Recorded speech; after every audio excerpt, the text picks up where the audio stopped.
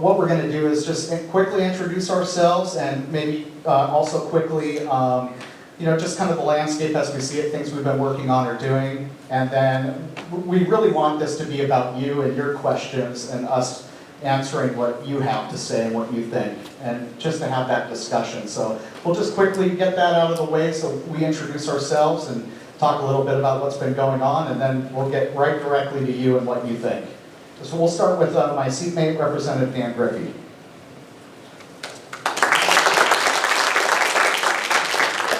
Strong work, Travis. I really appreciate it. So my name is Dan Griffey. I've served as your state representative for the last 10 years. I also served for 34 years as a professional firefighter.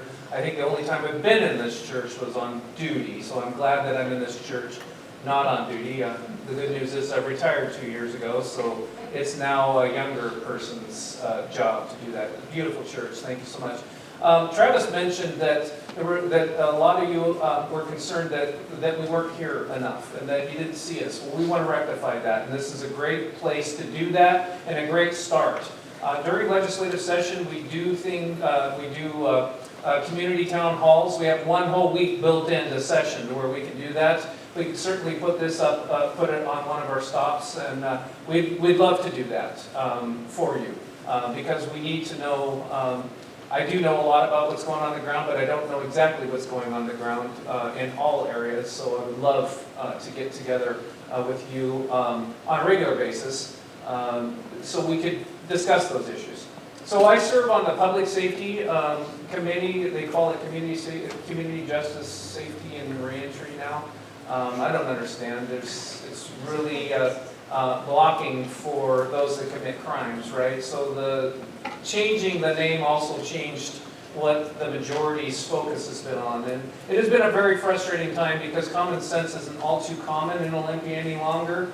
They do believe that there are reasons why people shouldn't be held accountable. Poor people shouldn't be accountable for the crimes or the injury to society.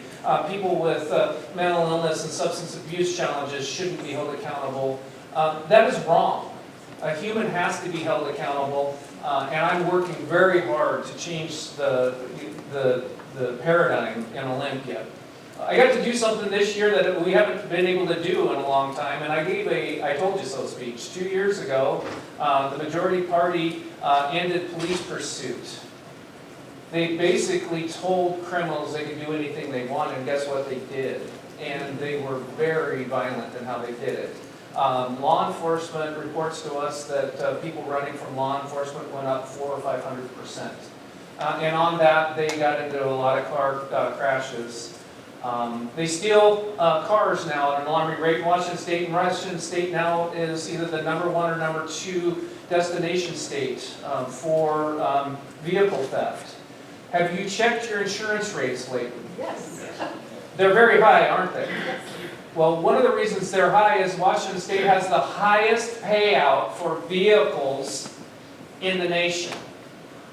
Because the majority party says there are things called victimless crimes. Now, when I first got to Olympia, I heard the term victimless crime, and I'm saying, well, I didn't understand. How could there be a victimless crime?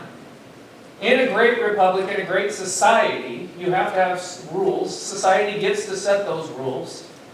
And people should be held accountable for that. Well, right now there's somebody in Spokane that has stolen 150 different vehicles and have done nearly 0 time. There's no accountability. It doesn't matter your deficit or difficulty. It doesn't matter. You should be held accountable. Now, we can be smart on how we hold people accountable. There might be better ways to reform people. I think there are. But what the majority did was let everybody out of prison and then considered maybe doing some reform. They've let so many people out of prison now that we are talking about selling 3 of our prisons. And just 5 years ago, the majority was crying about we need a couple $100 billion to build more incarceration facilities. Dealing with that kind of math and that kind of thinking that doesn't make any sense is the most frustrating thing that I deal with in Olympia. But I assure you They hear all of your voices very loudly in Olympia. Travis and I have no problem telling your story. I also serve on the Transportation Committee, which there's a lot of transportation challenges up here. I'd love to get in, get your ideas on the things that we can do, understanding that we built the road on the water, which we can't go that way very far, and then there's a lot of rock that, so there's not a lot we can do, but there might be some things we can do, and I'd like to get your ideas on that. I also serve on the Local Government Committee, which is all the rules and regulations that poor Sharon has to follow. We are very top-down Mother May I system, and that the state of Washington tells the locally electeds what they can and cannot do, and I push back on that very hard. I believe you elected great county commissioners that should have the autonomy to do the things that you want them to do. I try to give them that flexibility to do those things. And in that, Travis said we were going to keep this short. I made it long. Unfortunately, the longer you serve, the more you have to say. I will wait for your questions. Thank you so much for inviting us tonight. Thank you for organizing this tonight.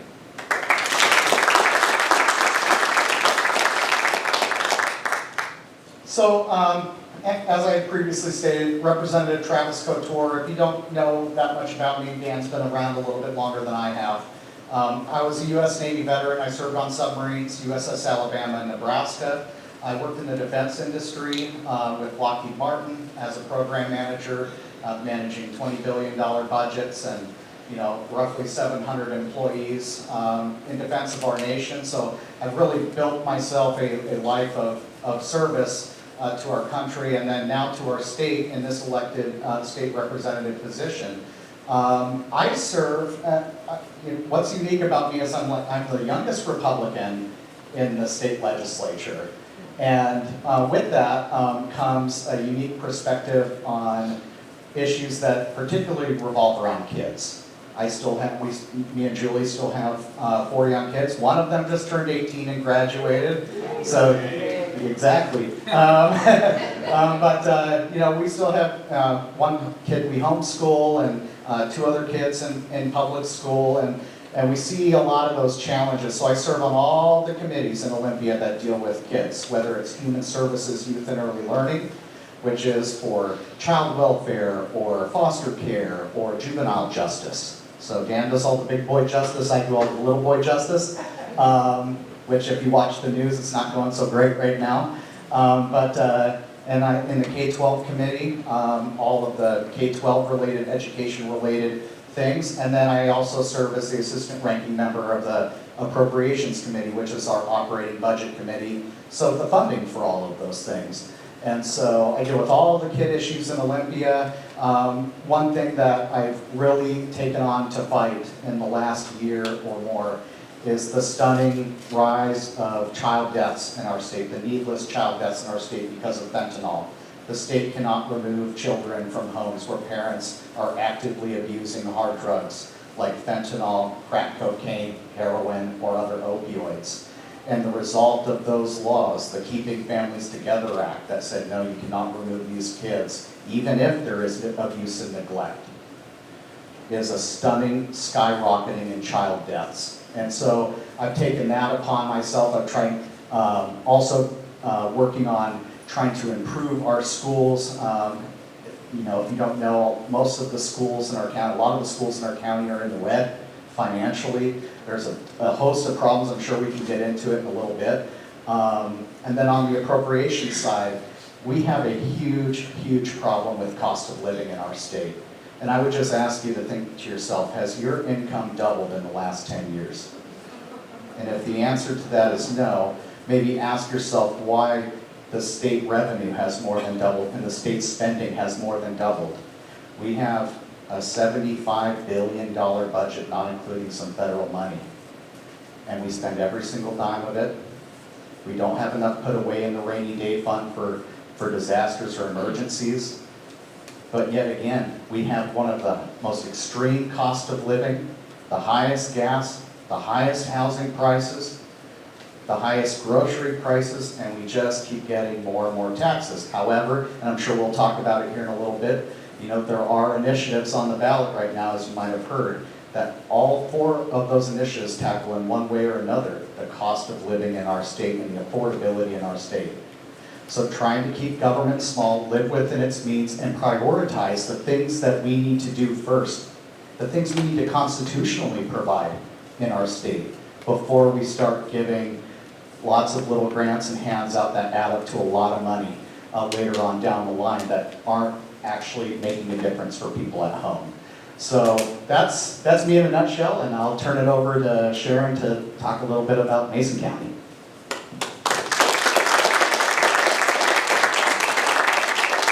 Well, it is exciting to be here.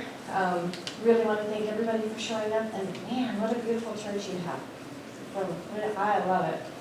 A little bit about myself. I worked with these guys. I was actually at the legislature before either one of these guys showed up. So I worked there for 7 years as a legislative assistant to the House Republican leader. So really got an in-depth look at what happens there. And then I was asked to run for county commissioner, came here. I've been here for 5.5 years, 6 years, yeah, something like that. And have loved every minute of it. It's an experience, it's a challenge, it's wonderful to be able to serve. When you have a heart that's made for serving, what better place than to be up here and for you guys all to be holding me accountable. Some of the things that's going on in the county, when you're a commissioner, you're put on several different boards. And some of those boards give me the opportunity to work with these guys. As the Washington State Association of Counties, I get to see these guys a lot more than I used to, probably. A lot more than she wanted to. That's kind of true. But they get to send stuff down to the local level. The local level has to figure out how to make it work with the limited funds that we have. If we want to talk taxes later, I've got some great information on taxes and where your taxes go. How much goes to the state, how much goes to schools, and then how much comes to the county and how much we have to work with. And I know when the sheriff is going to get here, he's going to say, we need more deputies. And we absolutely do need more deputies. So it would be my desire that the state doesn't take more of our money unless us finance or not finance, but to work with them and that we do receive so that we can better serve you guys. I'm not as talkative as these two, so let's go ahead and start some questions. Yeah? We'll take this out of the crowd. Just share mine. Oh, we take that. I don't know. No? There it is. Yeah, it is. I'm Susanna Jones. I'm one of the people who helped get this coordinated for everybody, and I volunteered to run around. So who wants to ask the first question?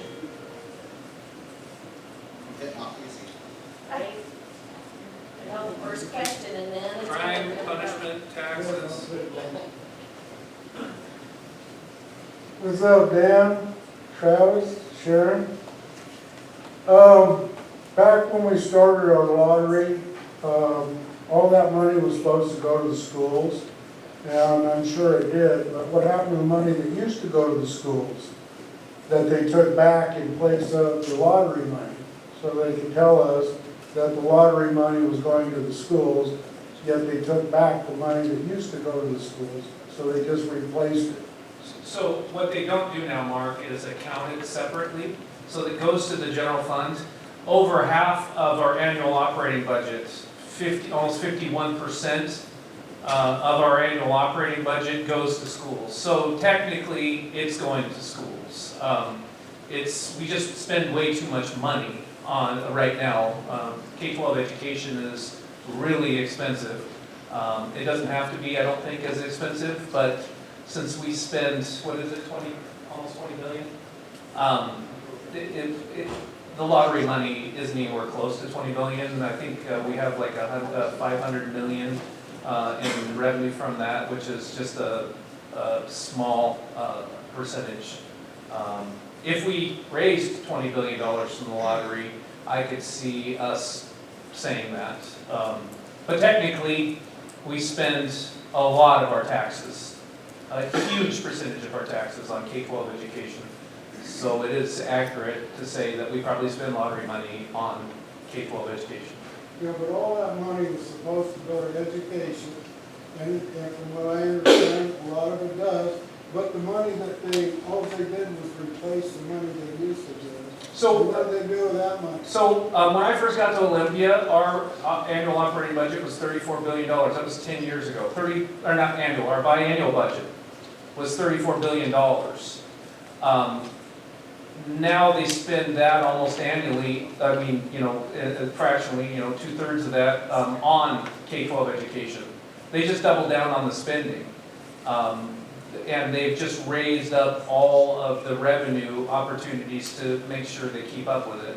It is a known frustration, and I've been frustrated about it for years, that's why people voted for our lottery, is that it was gonna fully fund K-12 education. It doesn't even come close to touching K-12 education, the amount of revenues that we get for it. They spend it elsewhere, is the simple answer. There's no program that is underfunded currently that is a pet peeve of the majority party right now. And a good example of this is because the general fund is just a slush fund for everything, right? Unless there's a very specific dedicated, like your actual historically, your gas tax is constitutionally protected, 18th Amendment, and it's going to be put into a separate account. Everything else is put into this big general slush fund. And another good example of that is like Climate Commitment Act. They have a carbon tax that's basically levied on top of your gallon of gas, right? And depending on what the carbon auctions are, depends upon how many cents that is on each gallon of gas in any given month, right? And so, but you would think that they're taking all that money and dedicating it towards transportation or whatever climate-related thing that they want to pursue. But no, it actually just goes right into the main pot, and they get to spend it on whatever they want. Same with the lottery, same with the marijuana dollars, and same with, frankly, a lot of other things. And so you might have heard over the course of time, people have always kind of put out, the state has studied doing like a vehicle miles traveled tax, a RUT, right? Taxing you per mile, which a lot of people in rural areas like ours do not like at all because it hurts us the most. And one of the big problems with a tax like that is if they were to do it, one, the gas tax, a lot of it is bonded for 30 years. So it's not like you could just eliminate the gas tax, you're still paying the bonds, right? And then at the other end of that, no one wants two taxes at the same time. They especially don't want a gas tax, a carbon tax, and a RUT all at the same time. And one of the other problems is that if you say, even if you do it, then you need to make it constitutionally protected, just like the gas tax. Well, they don't want to do that. They want to put it into the general slush fund. And so it's one of the big problems, and that's why prioritizing budgets is so important under that current framework, because unless you have dedicated accounts where this money goes to this thing, period, then what you get is this scope creep over time where people start to use the money for different things. And I'll just follow up what Travis just said. I get your frustration. I really wish that we would have dedicated accounts, like he said, that the money raised went to the actual purpose instead of going into a $74 billion slush fund. I think that would make people be more confident in our political process and our election process. It doesn't happen that way, but technically, I think 100% of lottery money is going plus several billion more into K-12 education. Well, and one more thing, the capital gains income tax that they passed, and it didn't take in nearly as much money as they thought it would, but it still took in $600–700 million. The uses for that were supposed to be for school construction, which is at failure levels all around the state, especially in rural areas where schools can't get bonds. It was basically a pinky swear. We promise we'll spend it on school construction. And I would challenge anyone to go look at the budget and see how much school construction is actually being done with that money. It's not a lot. And as a matter of fact, it's like less than half of it. And That's the trick, right? People make promises and say, if you give us this tax, then we will spend it on, if it's lottery, we'll spend it on schools, right? But that's the scope creep, that's how it starts, and then they find, oh, well, wouldn't it be great if we had money for this other pet project, and that's what they start doing until everyone doesn't hold them accountable and it becomes acceptable, right? No, not all right. So what you're saying is you're not allowed to control where these dollars that are collected are supposed to go. Does that mean as citizens, we're supposed to go out and do petitions to make sure this money goes where it goes because you guys can't get the job done? And I don't mean you two in particular, but the whole majority of you guys can't allocate the money that you collect where it's supposed to go. Well, So don't we need to put some reins on that as citizens? So there should be dedicated accounts. The lottery money should go to where it was, they said it was supposed to go.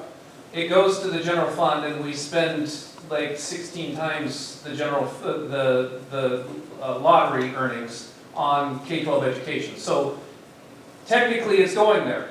The problem is it should be dedicated, just like our road taxes are dedicated. They have to go to road use. You're absolutely right. And we have had a lot of success in Washington State because of how far left the majority has gone in running initiatives, and that is another good initiative to run. We got the Pursuit Bill through, the Parents' Bill of Rights through, the ban on income tax in Washington State. We also got the natural gas ban. So yes, it is a tool that the founders gave us in Washington State's Constitution to directly petition for changes in government. So yes, we can certainly talk about running another initiative to hold them more accountable. We argue that they should be more accountable. We write a prudent budget, and we showed them what the prudent budget should look like. It just doesn't get passed that way. Okay, we have a couple of other people, if you don't mind. We can come back to you so you can continue after we get some other questions out there. And we also have a new guest. Oh yeah, Brian, you want to introduce yourself? I didn't even know I was a guest until I got waved up here. You're always a guest. Brian Spurling, Mason County Sheriff. Glad to be here. And what is it you do other than the sheriff? What other do I do? In general, tell us some information about yourself and what it is you do, what kind of issues you may have, and then we'll also let the audience ask. I'm teasing you, dude. Sorry. Yeah, these guys have heard it so many times. They can do it for me just like I can do it for them. That's the way it works out. Been in Mason County for 25 years. All my kids graduated from Mason County schools. 3 kids, 5 grandchildren. Started in Kitsap County, was born over there. It's a funny little fact. I was born on Callow Street, North Callow, and Callow Street was named after a representative named Callow. And before he was a representative, he was a Mason County Commissioner. Before he was a Mason County Commissioner, he was the Mason County Sheriff. So I was born on a street named after a Mason County Sheriff, and there's only been 41 of us since 1854. So I thought that was a kind of a cool fact that I learned. That's the kind of thing we're talking about. Involved in the community heavily. I know many of you from lots of different organizations and from church and from other things, coaching football. Love this community. Don't want to live anywhere else. We live in one of the most beautiful places in the state of Washington, not to mention the whole United States and the world. I've been around the world a little bit in the military. 22 years in the military. 18 of it was in the reserves at the same time as 25 years in the State Patrol. I was activated for the war in 2003. I was a sergeant major out at Fort Lewis, an acting command sergeant major for a battalion, and we trained units that were going in theater, whether it was in Iraq, Afghanistan, it didn't matter where it was going. We certified their combat readiness. And then came back after that and finished my State Patrol career and got hired by the Sheriff's Office and been in the Sheriff's Office for the last 11 years. Okay, I'm good. even once in a while. Hello, this is Richard and Ruth Nelson. We opened our ballot today and we were wondering how do they decide the order in which the 25 governor another question, why was Sammy Bird at the very end when he's a thief? Because he's African American? Yeah. That's discrimination.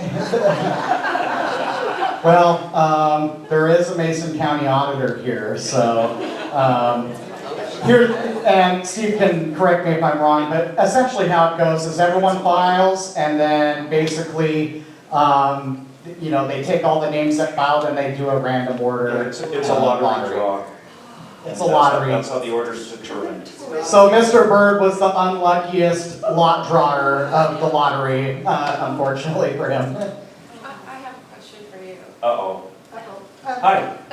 Hi, I'm Shelley, Hi, Shelley. and I noticed when we opened up, when we were voting, that on the outside of the envelopes, you have to mark it either Democrat or Republican, and I believe that that is jeopardizing the privacy of our vote. And how can we have that removed? Well, first of all, you only do that for the presidential primary. You don't do it for any other election. Okay. Okay?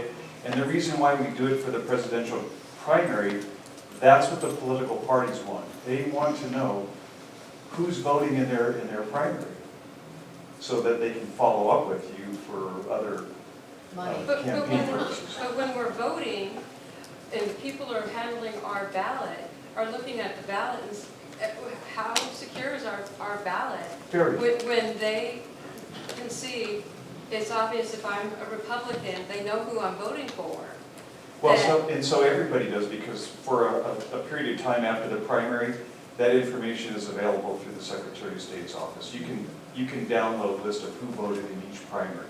Basically, we're running two separate primaries, one for the Democratic Party and one for the Republican Party, and you don't allow crossing over. You can't check the box and say that you're a Democrat and then vote for Republican candidates. So it helps the elections offices make that first sort to put all the Democratic ballots in one stream and all the Republican ballots in the other, and then they go through the same secure process. So that ballot is going to being handled by a Republican if I check? No, they're going to be handled by your awesome professional elections for both. That's why I'm concerned. Yeah, no, you need to come down and visit. That's why I'm concerned. These because elections you used to not have that on your ballot. It's been that way for, I think, the last it went that way, I think, 3 presidential elections ago. We used to, in Washington State, we used to have to register by party. We forget about that, right? So when we went I've to, never registered, and I've been voting for. we used to register by party. Yeah. And a lot of states still do. So I appreciate the sensitivity around how your ballot's being treated. I guarantee you, we don't treat any ballot any different than anybody else's, depending on doesn't matter, right? Well, that's why they have this, the security envelope in the inside. But that's not any good if you're announcing who you support. So again, this is just for the primary. The primaries are run for the parties. The RCWs that structure how the primary elections are run in our state are driven by our legislature, and we just follow the law. But that's why we do it that way. And I know a lot of people are uncomfortable with it, but that's why I encourage you, 4 years from now, for the next presidential election, come on down, and I want you to be a part of that process and you'll see firsthand how it's exactly handled, unless the law changes. I'll What answer from happens to your ballot if you don't mark anything? It does not get counted. Oh, what? Yes, Now, again, so, this is for presidential primary, right? And we're past that, though. That was March. But if you don't mark a party designation on the outside of your envelope, your ballot does not get counted. Because we run the primaries for the parties. It's different than any other election. Are they able to identify her ballot to her envelope Say that again, Suzanne? to help on this? Are they able to, are you in the office able to say she marked a Republican on the box or a Democrat, And this is for ballot. No, it goes to the same type of separation process where we keep it anonymous. We don't know whose ballot is tied back to whose envelope, right? We go through great lengths to shuffle things and keep it mixed up so you don't have that traceability. So from a legislative perspective, there are many of us that helped and sponsored a bill that would put your signature affidavit on the inside of your envelope. So, and it would keep it separate from your ballot too. So there would be a separate signature. We think, identity theft where people can copy your signature easy, that sort of thing. Not you, Steve, in your office, but there's a lot of mail fraud and stolen mail and that sort of thing. I get that. The way I make myself feel a little better about it is I put it right in Steve's election boxes. Those are very secure. I don't mail my ballot. Plus, you save the state of Washington money because we now pay for postage if you, and if you don't, and you put it in one of those election boxes, you actually save yourself postage, paying for postage. So I don't do that. It could be a lot better. It could be, we could use it, we could have an open primary. We used to have an open primary where everybody got to vote, right? Well, the political parties, they cried foul because, the Democrats would, in Washington State, being more leaning toward the Democrat side. The Democrats are now picking our candidate who's going to run for president. So Sam Reed came up with, the then Secretary of State, Sam Reed came up with this compromise that we would have, instead of having people register for political parties, we would let them identify for political parties. So that's what we do. I have to say, I identify as a Republican, right? Well, it's not identified, but I'm speaking in popular terms right now, right? I am a Republican, but you do check a box now, right? But many of us in Olympia have a real concern with your signature being right, open on the front of that. We think that affidavit can be on the inside of your ballot and keep it a heck of a lot more secure. But ma'am, Mrs. Nelson, you had two questions, and I don't think we answered your second one. What was your second question? You said two. Specifically about semi-bird. Oh, the semi, okay, I got you. Okay, well, I thought you had two, and I want to make sure we got to all of yours. But I hope that helps. I do also feel the sensitivity of it. It shouldn't be that way. People should, I really wish we had, that Steve had to run local ballots. I grew up in a town of Allen. It was a party, a potluck, if you will. The whole town got together on election day. And I thought that was great. It'd be neat if we voted in person again. I don't think that's going to happen. Well, and I just want to point out, in Steve's defense, that much like we discussed with Sharon, where, kind of beholden to whatever sometimes the state is making her do, it's a lot of the similar things with Steve, right? There's the state law he has to follow, whether he likes it or not, right? And federal laws as well. And so we're often in communication. I literally text these two from the House floor, to get their opinions on bills that are coming to the floor that may affect whatever they do. And so, and they're really quick on getting back to us as well. So I just wanted to point out that not everything that happens in elections world is completely on Steve's shoulders. Some of it's Secretary of State, some of it's federal law. Well, I don't need a mic, but I just want to thank you guys because you guys should know that we keep close communication during the legislative session so that when election bills come up, they know where I want their support, either to get a bill passed or push back on crazy legislation. And you guys did an amazing job. Thank you very much. It's going to be crazy again next session because they're going to come right back with some of that same stuff that we worked so hard to defeat last time. Thank you. Yeah, thank you. Thank you, Steve. One other thing that I wanted to, while we're waiting for another question, just to point out that, okay, well, let me finish what I'm saying first. He's on a roll. We had the local dock here that was, kind of under threat, being shut down, DNR stuff, right? We came through with capital budget money to do some emergency repairs.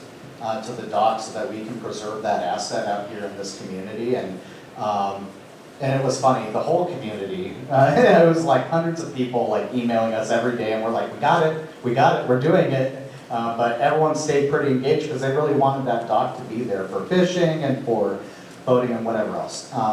But we got that done, and I know the port commissioners are working hard on exercising that money to make those repairs. And then one thing that me and Dan like to do is when something breaks or when something falls apart, it shouldn't be just like, use state money to fix it and then look the other way. So we tried to help the port out with building partnerships with Alderbrook, with some of the local businesses and other entities, so that we can have a great dock well into the future, right? So we want all parties to really have a skin in the game when we do capital budget stuff. And all the capital budget stuff, that's your construction budget, and we've really focused on building infrastructure and economic development, those two buckets for the money, reinvesting your money back into your community, because if we don't grab it, someone else in another district is going to grab it, and it's not going to benefit you at all. And so standing up for rural communities means that we have all the same problems as everyone else, but sometimes not the resources to cover all of those problems. So we're turning those funds around. We work well with the EDC, the Chamber of Commerce, different pockets of communities like Hoodsport and the different ports, and even the county. And we've been pretty successful. I think in the last biennium, we had almost a little over $100 million in investment to the 35th district. A lot of that went to, I think, 20 million or so to Mason County, including a study to help Ryan build a new jail someday. So, because the one he has is kind of, teetering on the edge. We need a new one at some day. So I'll hit real quick on that. Thank you again. They made it a priority. I know we went up and visited, and it was at the top of the whiteboard, Mason County Jail. Our vision, and these guys have gotten behind it, and they've helped fuel it as well, is to do a study right now. They got $1 million from the capital budget to do the study, because we would like to have a facility where when our deputies arrest somebody, we bring them in, they're evaluated and triaged by a doctor. If they need to go to a mental health 72-hour crisis center, it's right there in the same campus. If they need to go to substance abuse and detox, it's right on the same campus. Or if they need to go directly into jail, and it's all within that secure facility. Because right now, the largest mental health institution and substance abuse detox center is our jail. And our people aren't trained to deal with that, and we're not serving our community the way we should. So they're instrumental in helping us be cutting edge. Hopefully it'll go through and we'll be able to continue, because once $1 million is funded, they're more likely to help us out on the next phase of this project. So thank you. absolutely. Corbin. Hey, my question is to Ryan, and it's actually to kind of bolster a lot of people in this room that work extremely hard on those initiatives. I was at a meeting when our chief of police, 2 days before Pursuit Tuesday, and he was talking about how that was affecting his team and how it was affecting him, that they were making that transition back again. And I wanted to know about your team and how they feel about that change and that opportunity again. I've been doing this for 37 years, 25 years of it in the state patrol. Pursuits are dangerous. Everybody knows that. My family drives in this community, and if we're chasing somebody that has a taillight out and we have no other reason, and somebody gets killed, it could be my family member. We know it's dangerous, so it's always been a balancing act between the risk of this individual getting away to the community, their flight risk, or the risk of the pursuit causing injury. Let me give you an example. On Friday, at Capitol Hill in Shelton, we had a carjacking at gunpoint. It was a 15-year-old who stuck a gun to somebody's head and stole the car. My sergeant passes him, turns in pursuit of this individual. He pulls off of Capitol Hill onto Johns Prairie, smashing into another car, fortunately flattening 2 of the tires of the car he was running in, which kept the pursuit slow. Just last year, for the first time, the Mason County Sheriff's Office, through an agreement and partnerships with the State Patrol Academy, we just got PIT certified, which is a pursuit immobilization technique where you come in almost like NASCAR and rub the back of the car and drive through, and it spins them out of control. And oftentimes will disable the vehicle and prevent the pursuit from going any farther. The sergeant who started the pursuit hadn't gotten the PIT training yet because he was on limited duty during that time. So he was one of the only people in the agency not trained. He backs off. One of the deputies that was trained jumps in, and I just watched the video yesterday of it. He waited until all the cars were gone, and then he did the PIT, stopped the vehicle. A pursuit was ended. We did a felony stop. The person was taken into custody. We located the gun. The car was recovered. Very little damage to the car. It's something that we always want to be aware of, is the danger of a pursuit. It's just dangerous. So it really hasn't changed what we do too much, except that when the law was first passed, it was such a restricted amount of people that we could chase. We were having 2 to 4 cars stolen a day in Belfair. And multiple times people would steal a car, flip my deputy off, and then take off, knowing that my deputy could not hold them accountable or even chase them. So it's just been an interesting ride. And one of the things I think we have a big responsibility in law enforcement is to do it well and to do it right, and not to make people want to take it away from us again, if that makes sense. We have to be very responsible with this authority, which we've had before, and we have again now because the citizens have spoken and said we do not want the criminals to go away scot-free, because it was emboldening them in lots and lots of terrible crimes.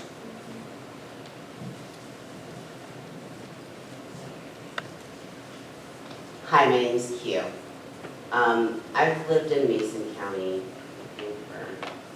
since 2021. Me and my husband moved out here. And I love my neighbors and I love being here. And I have a question, and I don't really care who answers it. It's more like maybe 2 comments and a question. One, I came here because our state auditor decided not to do their job. Let me tell you what they said to me. I was referring to RCW 4240. By the way, I'm a nerd. This is so we're just going to do this really quick. 0302F. And it includes substantial and specific danger to public health or safety as a reportable and proper government action. This is something that the state auditor takes care of. I've been trying to work with the state auditor's office for the past 2 years. And I said, if not you guys, who? Our RCW mandates that this is something that you look into. And they said they did not have the training. I was like, whatever the answer is, if I don't report it to you, if I do something else, whatever it is, just please tell me. He said, go to your community. So I'm here. I don't think they were expecting there to be a meeting tonight. I knew there was going to be a few days ago. So I was already planning on being here. But I don't think that they expected it, and I got that response from you today. I'm always going to call your bluff. I do not. I don't care about parties. I don't care about nothing. I care that we put you here, that you do the will of the community that voted for you. And if I'm in your community and I didn't vote for you, but my neighbors did, that's what we got. And so regardless, you're there and you represent the community as a whole. And I am just curious, what do you do and how do you feel about government oversight that isn't doing what our tax dollars are taken at a barrel of a gun if we say no? I just want to know, what do we do when people are not accountable and we're still paying their salary? I will never understand. And I know that the same thing happened with Fire District Number 12, and I'm just like, I don't want to be robbed twice. It just doesn't feel good. And I want to know if that's something that anybody up there on that stage plans on continuously mounting, because I love it here. I'm not okay with anyone thinking that this is where you come and pull that shit. Sorry, Lord.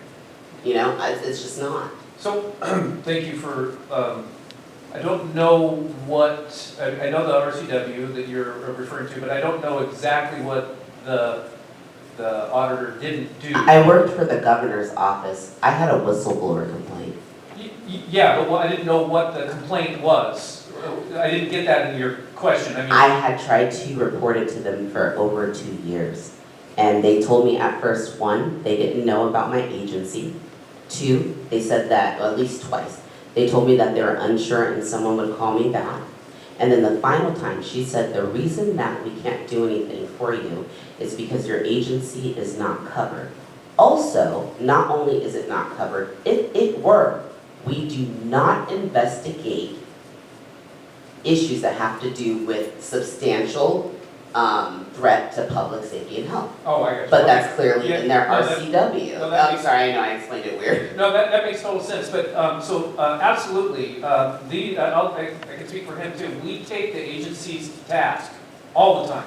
Right now, DCYF and Travis is on them like nobody's business. DCYF checks under its bed at night for me. Yeah, and the Special Commitment Center at McNeil Island. We hold them absolutely accountable because the job that they do is incarcerating people that horrendously injured society.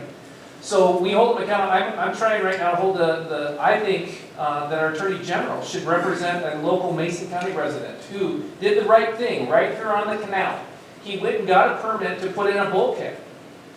He went to the State Department, the Fisheries Department to determine the high water mark, because the high water mark is where he can build. They did. He built it there. He passed his inspections, his footing inspections. He paid Mason County for a permit. The federal government came in a year afterwards and said that he engaged in a Clean Water Act violation and wanted $3.4 million in remedy. And I do not, and I challenge everybody to go look at his house and look at every bulkhead that looks exactly like his, hundreds of them. It's like one armored shoreline. How could the federal government come in and do that? I personally reached out to the Adjutant General that oversees the Fish and Wildlife and said, you have got to go after them. They changed the charges against this man 3 times in court, 7 years now. We passed a law almost 3 years ago that capped the amount of fines that a Washingtonian could be responsible for. So now he only owes $340,000. But that's a 10th Amendment violation. Washington State has the right and does set permitting requirements and has delegated that to Mason County. So Mason County did everything that they were supposed to do, but another agency decided that they didn't do it right and they could independently go after them. So the question, will we go after state agencies? Absolutely, every day. And at the end, if you want to follow me, I'll get my personal cell phone number, give me a call, because if you got another whistleblower issue, I'll take that agency to task too. I have no problem. They should do their job, and they're getting used to not doing their job right now. I think that's very true, and I mean, if they weren't going to do anything about us being robbed by the fire district personally, I don't think they should be able to say anything. But that's just going to be my personal opinion. Well, the fire commissioner's issue frustrated me to no end. 2 years ago, I found out about it, and then I found out there wasn't a law. Even Sharon, what I tried to do is I dropped a bill. We're going to work on it again. That if malfeasance and misfeasance is substantially founded by our state auditor, that the county commissioners would then appoint temporary commissioners to look into the issue. To have an automatic process when malfeasance and misfeasance is stated and known. I mean, it happened. Like, they were robbing the people, and it broke my heart. Because service delivery ends. Like, my career was a professional firefighter, right? I want service delivery to be the end-all, be-all. I want them to get the resources that they need during their emergency, and it wasn't happening for 2 years. And that is the thing that broke my heart. But it took us a lot of work. I don't know if you saw the front page of the journal was a letter to the editor that I wrote, that they printed as the front page, talking about how terrible that was. And it was terrible that we don't have a law to address it. But we will have a law to address it hopefully next year. My hope is that if the state doesn't do the right thing, that our community will, and I'm not just talking about my scenario, I'm talking about all of them, because I remember watching We the People, and he was talking about that, and then I think the state auditor's office just now mentioned something, all this time later, you didn't just find out, we've been known, you've been haven't done anything, and I know you're feeling some type of way because you're the auditor too, but, you know, just here. But nonetheless, you know, I just feel that way, and I guess my last comment or like statement is, no matter what organization I've been a part of, most of them, you know, our community, even when working for the government, I still did CNA work because I was in memory care, and you don't just leave your clients, because there's a relationship built there and a comfort there that you don't neglect, I feel personally.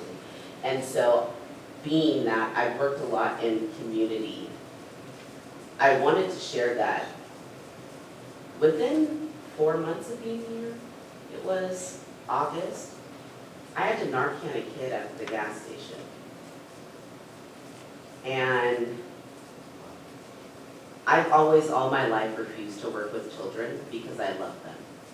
And because if someone doesn't do the right thing, we're not gonna have the best conversation.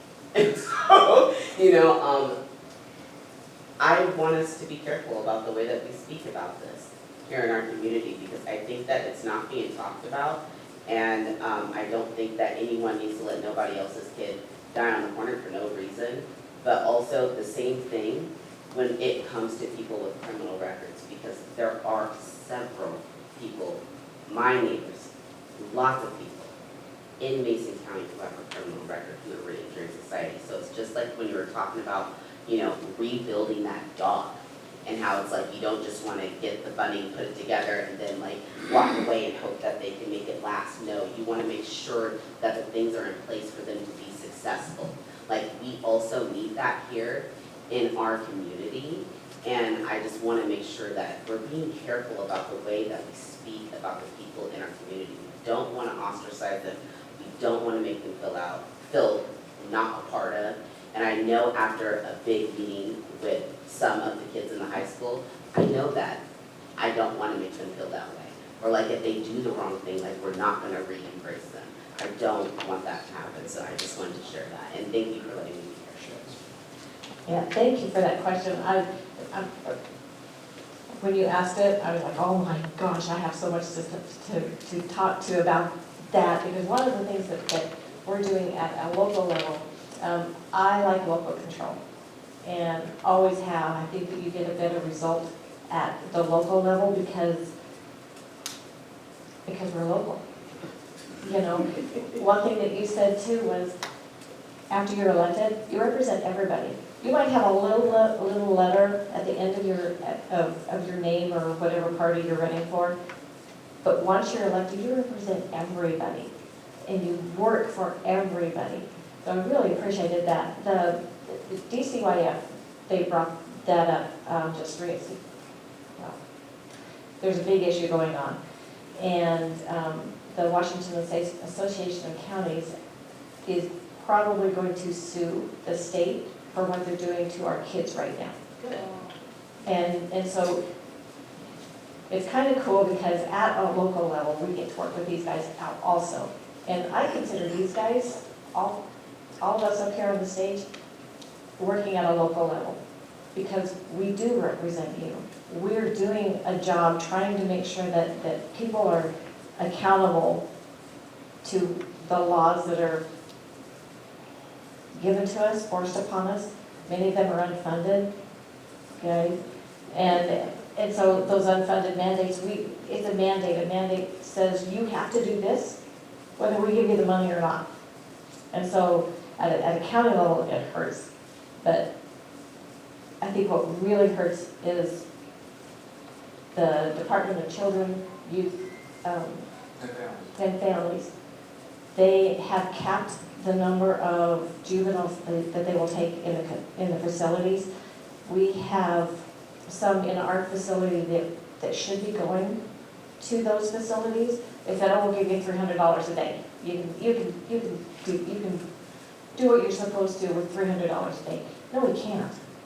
We can't hold the juveniles that should go to these facilities and give them the treatment that they need, give them the counseling that they need, give them the peer support that they need. We can't, at our juvenile facility, we can't do that. We don't have what the larger Pierce County and Lewis County, we don't have what they have as far as support for these kids.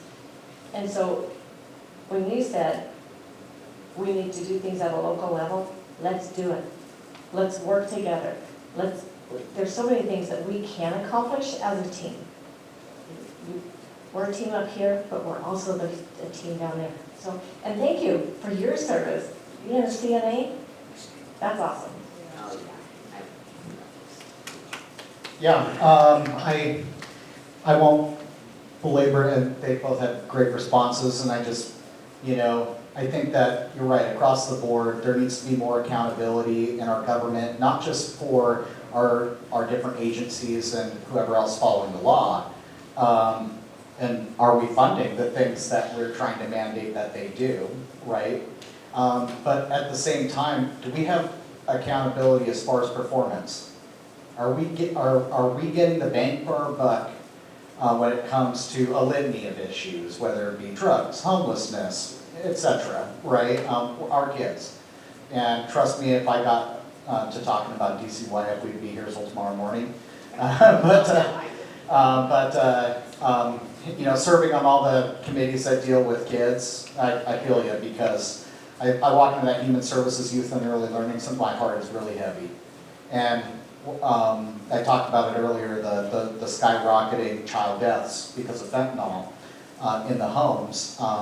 I would come home from session every night, and I might be frustrated about this tax or that thing or whatever, but those frustrations are obviously going to happen in government. You don't always win, you don't always get what you want, but nothing really kept me up at night and made me look in the mirror when I got home than knowing that we have 80 to 100 needless child deaths, totally preventable.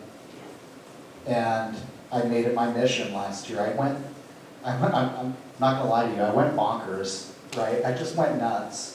Anyone who would listen, I had multiple bills and floor fights, I mean, you name it, right? And we made just a hair of progress that I didn't think was quite enough, or even close to enough. But you gotta be, we're in church, so it's funny to say, we gotta be a joyful warrior. You gotta get up the next day, and you have to be able to go back into the fight, right, for your community. And whether me and Dan win or lose, our job is to make sure that your voice is heard, right?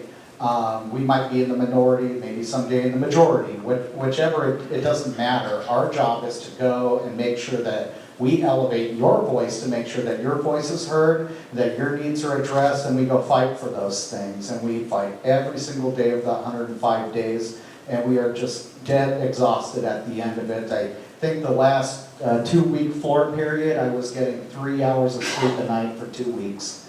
And I'm proud to do it. I love it. I love doing this job. I love being able to talk to my people, right? And to go fight for the things that we need. It doesn't mean I'm always right. Doesn't mean I'm always wrong either. But we're all human beings. You do the best that you can, and as long as you're putting in the effort and you're being there, and you're trying to be smart about it, and you're advancing the agenda and the needs of your community, that's what matters the most. So I thank you for that question. Any more questions? Question is for Sharon, bringing things a little even more local.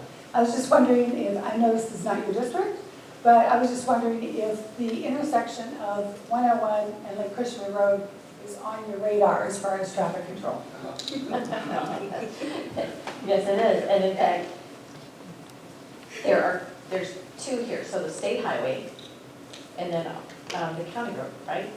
So we are working together. I know we've had quite a few meetings here, well, not here, over at the fire hall, I think, and at the library with DOT to talk about how can we fix this traffic that you guys have so wonderful here. That's why people like to come here. But your traffic issue is an issue. But that is definitely on the top of our radar. It's also on DOT's list of projects to look at. Like, you're on transportation? I am. Yeah, and so you can talk at the state level, but definitely at the county level, we're working, our public works is working with the state to see if we can figure out, you know, is it a roundabout? Is that the best answer? Is it a stoplight? Is it, you know, what is the answer, the best answer for that? But it's definitely on the list. Thank you.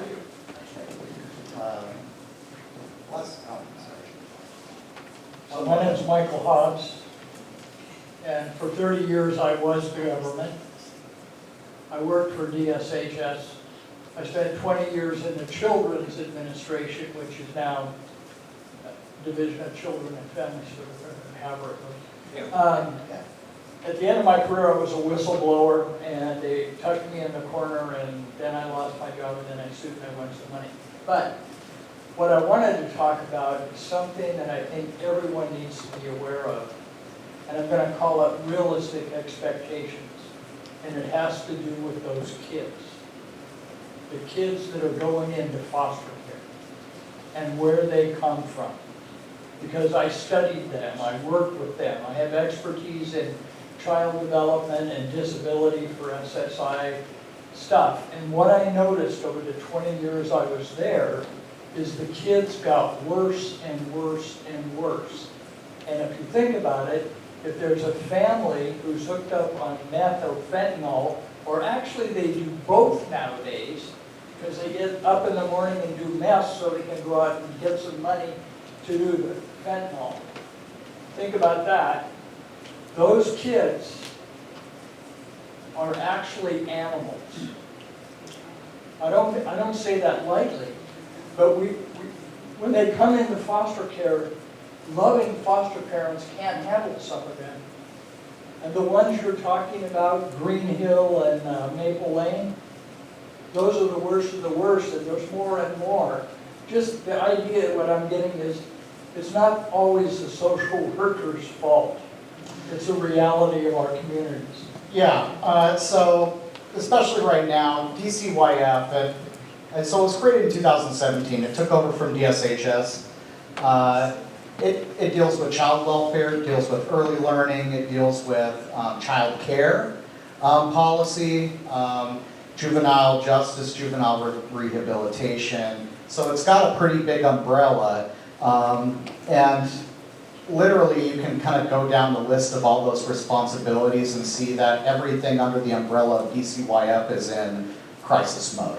And one of the problems with DCYF is, honestly, its treatment of its own workers. Right now, you might have heard, well, one of the top things me and Dan hear all the time is workforce shortage.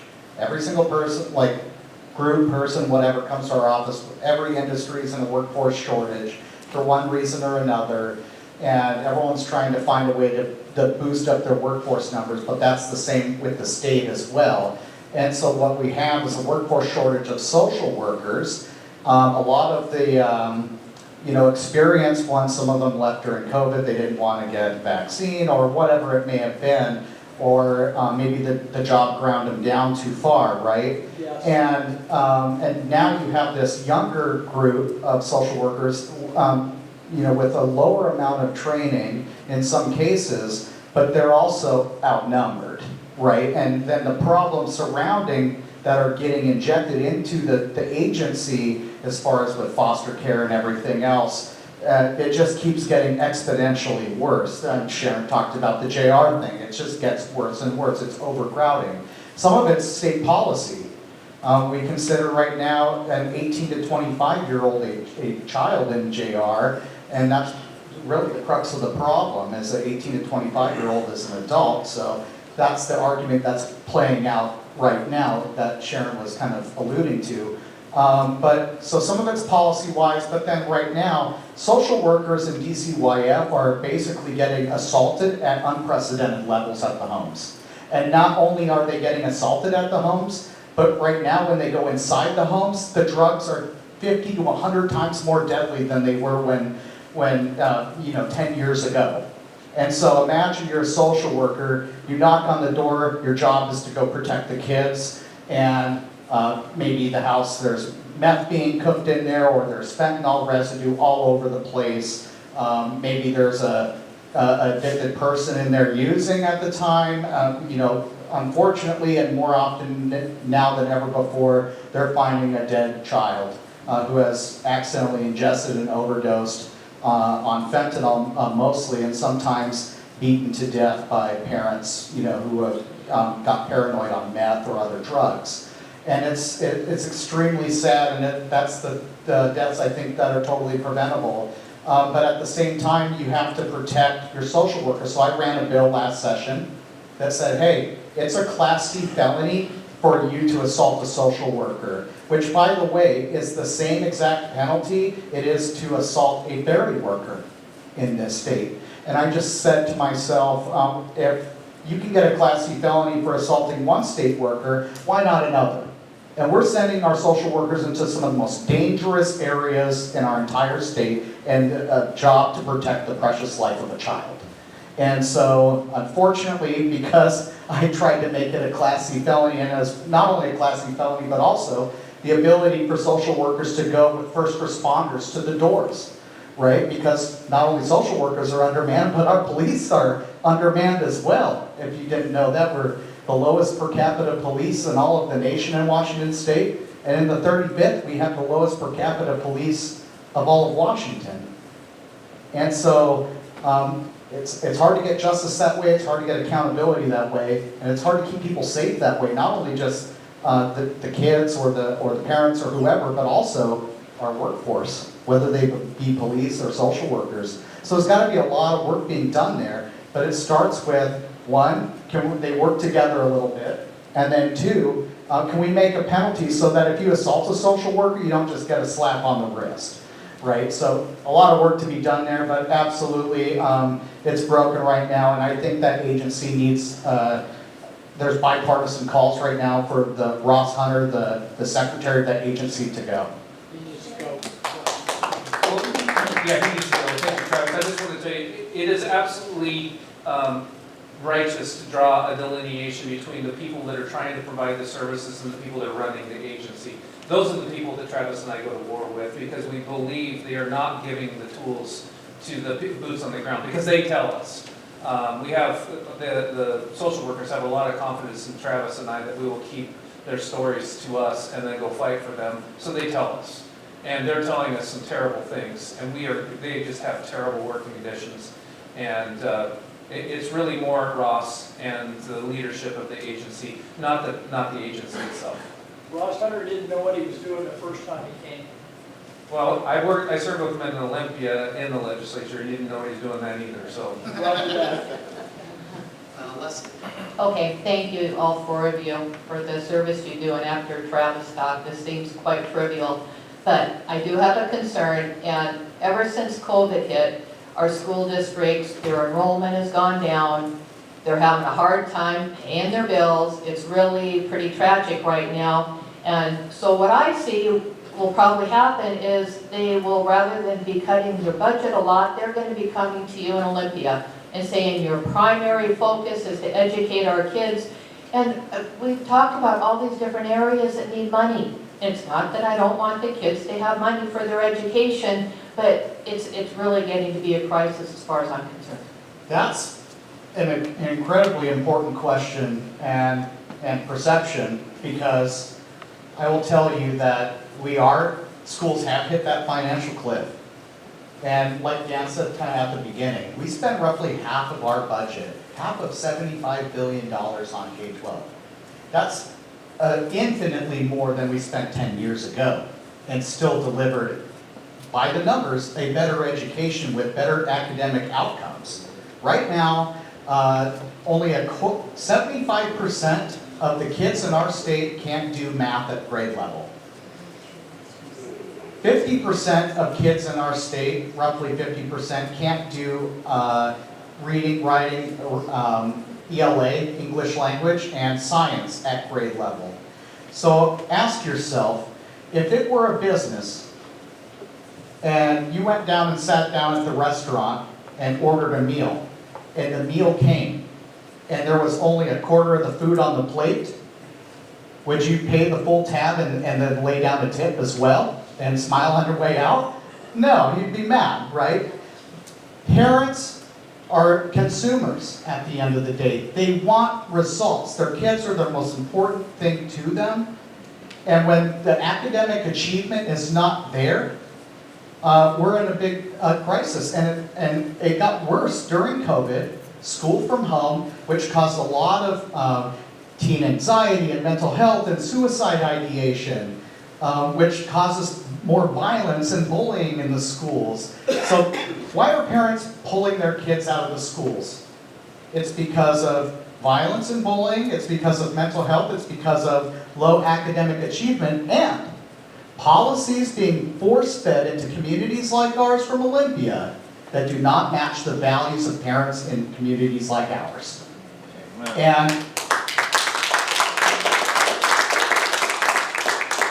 And so school boards have got less power than they ever had before. Sharon talked about local control. That goes for schools as well. The OSPI, the state government, even last session, continues to erode local control and decision makings of the people that you elect to send to the school boards. And if the school board decides, as many found out during COVID, if they do not want to follow mandates or certain things and they want to strike their own path, then they take away funding from the schools. Now the schools are in a financial cliff, as I mentioned. I think Shelton is over $1 million. Pioneer School District was looking at laying off all of its paras. North Mason just sent out, where a couple of my kids go send out a letter saying they're in a big financial crisis. And then how do they think they solve that? Well, I want another levy. Well, I want another bond. But in order to pass levies and bonds, you have to build trust with the community. And if you haven't built trust, they're not going to give you more money because you're not getting the job done. And we talked about Narcan in kids. We have to Narcan kids in the middle schools now. We have to unfortunately pass a bill to put Narcan in schools. You hate to do it, but if a kid is going to die, you have to have something there to give them a second chance at life. Any parent would want that. So what do we do about it? As Leslie pointed out, they're going to ask for all this money, but not ask to be held accountable for any of the actions that got us here. During COVID, we had all this extra ESSER funds, this COVID money. Well, they staffed up and they didn't have a plan for when the money went away. And so the schools are dealing with that now as well. And they're trying to staff down. People are losing their jobs and so on. So it's a lot of different problems that really add up to a crisis. And when you don't get levies and bonds, your schools become 100 years old, filled with mold, lead in the pipes, and your kids don't go to school in a place that's worthy for them to go to school in some places. And if you're a small school district, you get hammered by a cap on special ed and all sorts of different things. We fully fund basic ed, supposedly, but then we underfund special education, leaving our most vulnerable students behind. Something that really torques me off. But at the end of the day, schools have to start listening, and the state government has to start listening, give more local control back to the school districts. But it also has to stop implementing the policies that got us here in the first place. But right now, all they can seem to do is double down on those things. And so we have a big problem to fix, and Leslie is right. I already know for a fact that all the school-related kind of organizations and groups and they're involved in schools one way or another, they're going to come and ask and take it to the bank, $1.5 billion more to cover for not just the underfunding of special ed, which we can do with existing funds. We proved that last session, and they voted no. They voted no. No tax increases. We could do this within existing funds. They voted no. Leaving those kids behind. Materials, supplies, operating costs, MSOC. Now, one of the problems is, Cynthia talked about her raising insurance rates, right? The schools have liability insurance too, and we live in a state where there is no cap on liability. So trial lawyers can go after and go sue happy with the schools. And sometimes schools do something wrong, you need to be able to sue them, right? But we're one of the few states with no cap on liability. But those liability insurance rates have skyrocketed because it's actually a duopoly. There's only 2 choices for liability insurance for every single school in this state. And when there's high inflation, what do you think they're gonna do? Jack up the rates, right? And so they can't afford it. And then plus you add in all the other things that are happening.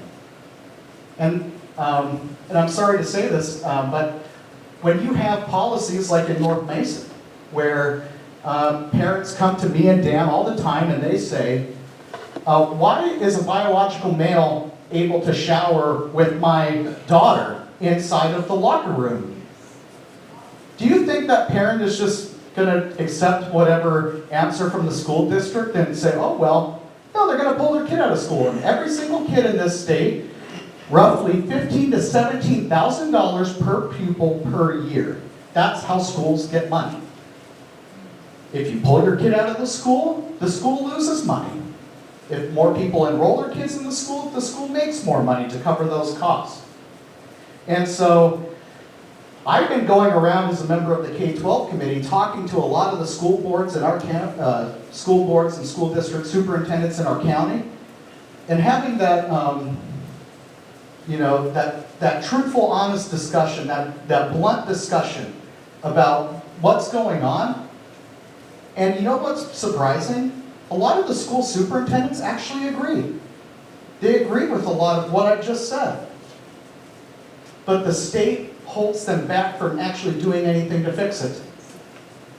And so we need to desperately take more power back into our communities for ourselves and make sure that our schools match what we believe in our communities to be the right thing. And we need to actually make up for all the learning loss we had during COVID, where kids were not learning. They just simply weren't. I remember my daughter sitting there crying until 9 o'clock at night, trying to do work on the computer, autistic, separated from her friends, socially distanced from her friends and the rest of the other kids, and the devastating effects that a lot of these kids are still recovering from that. And so, and again, no acknowledgement of those failures of those policies during that time, and how much it hurt kids, how much it hurt teachers too, and everyone else, and how much it's hurt our communities, and how much we're going to have to pay now, one way or another, because that $1.5 billion, maybe it gets reduced down to something or whatever along the way. But at the end of the day, do you believe that given the current makeup of the legislature that that money isn't just going to pass, no matter what anyone says? And so you need some of that money because you don't want your rural schools to close down like good ones like Grapeview and everything else. But it's a really serious problem. And as it's in our state constitution, the paramount duty of our state is education. And that's why we spend roughly half of our budget on it. But right now, we're not getting any results for it. And we need to go back from the policies that have ruined it and reinforce the policies that can fix our education system.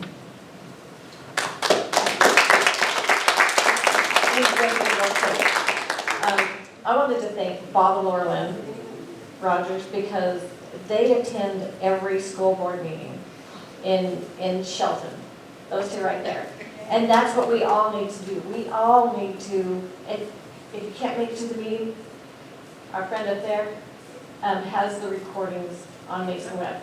So watch them, hold us accountable, because it's your money, it's your kids, it's our future.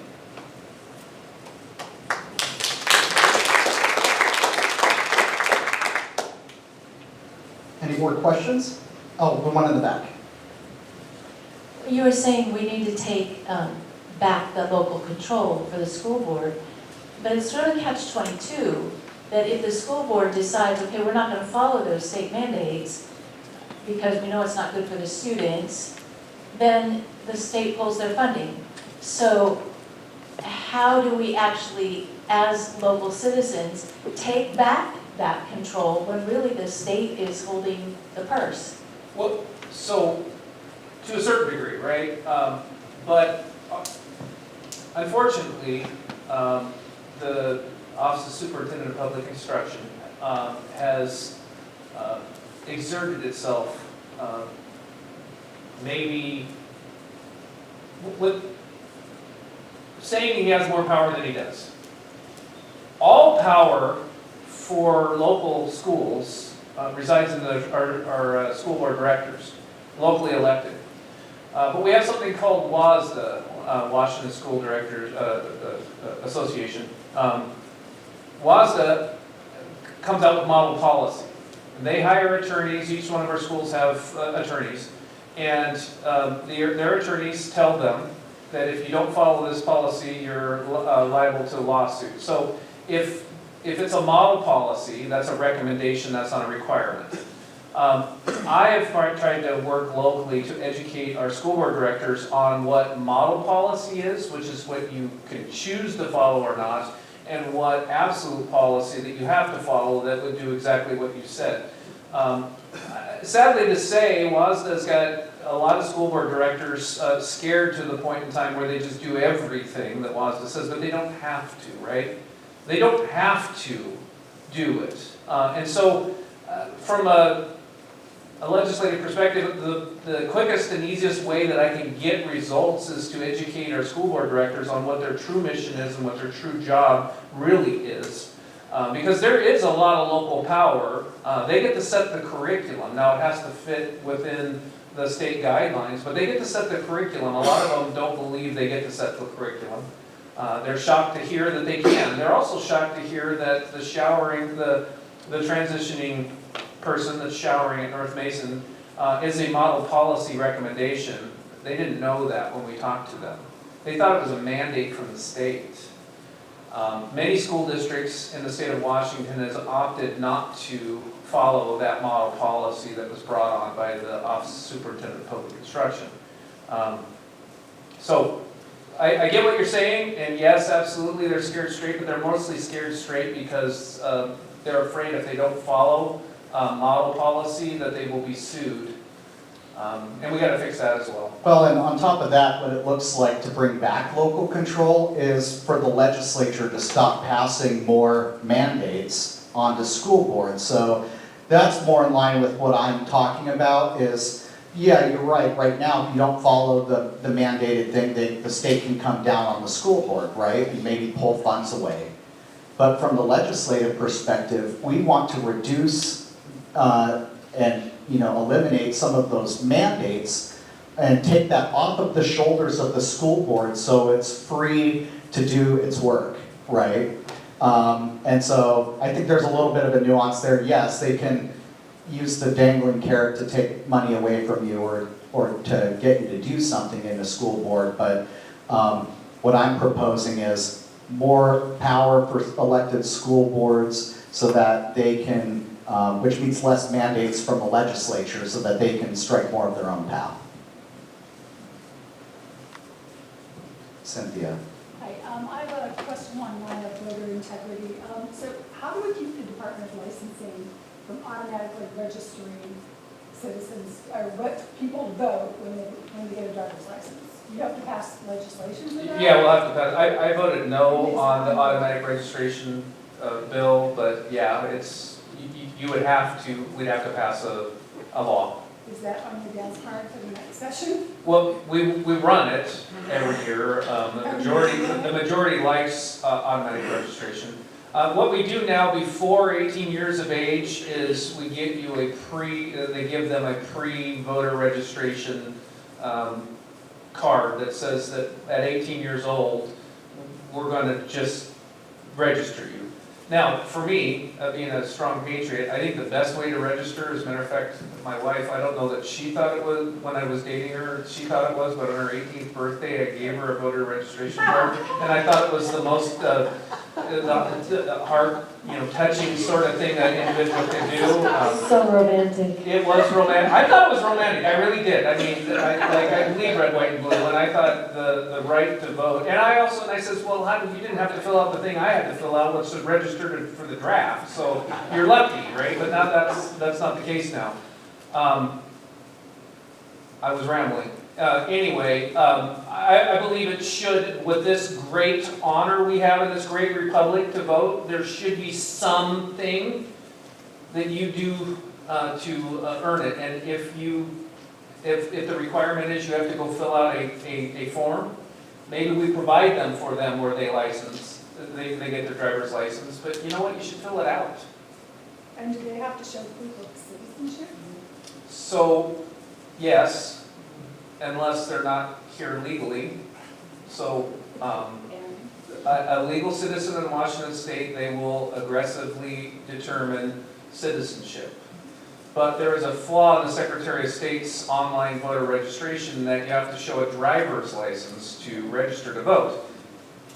We don't register to vote illegals, people that are not in the country legally, when they get their driver's license. But what they can do is they can register to vote if they have a driver's license. And there is no delineation on somebody that's in the country legally or as a citizen or resident of the country, or those that entered the country illegally. The majority made sure of that. We actually tried to give them two driver's license. One would be somebody working on a green card, which in Washington State we're very green card dependent for our agriculture community. So we need to have that, but they voted that amendment down to where there would be two, and they cited a concern that somebody could do a public information request and determine who was here illegally, and then they would get deported. So it was a way of sheltering them, and they said it specifically on the House floor when we argued it. So technically, yes, people who are here illegally can register to vote, and they do, but they're doing it, they're not doing it at the Department of Licensing, right? They can just go on the Secretary of State's site, and they can fill out a form, and they can provide a proper driver's license. That is a flaw. And that is on our radar as well. Yes, okay. So, and just to kind of close on that, then there's nothing I can do as your auditor. There's nothing I can do to scan the voter registration database to make any determination on citizenship. So that's where I would like some help. Yeah, we have some ideas, and we'd love to work with you, Steve, on that. But going back to the local control on schools, I was wondering, and thanks, Jen, but I was wondering, are there some initiatives, because with the current complexion of the legislature, are there some initiatives that we could run that you have in mind that would help restore local control to the school districts? I mean, yeah, you can run an initiative on whatever you want if you got $6 million to toss in the pot, Steve. No, but I'm thinking if you have ideas that we can feed into that system, that's where I was coming from. Yeah, of course, many of you might know we passed the Parents' Bill of Rights initiative. That's already, starting to take effect in the OSPI. Dan mentioned Chris Reichelt already trying to fight that.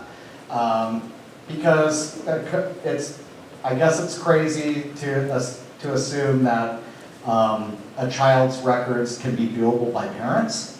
But apparently many schools, not any of ours that I've heard of, but some others in some more urban areas really are desperately trying to cover up things that are happening with kids from their parents, and that's wrong.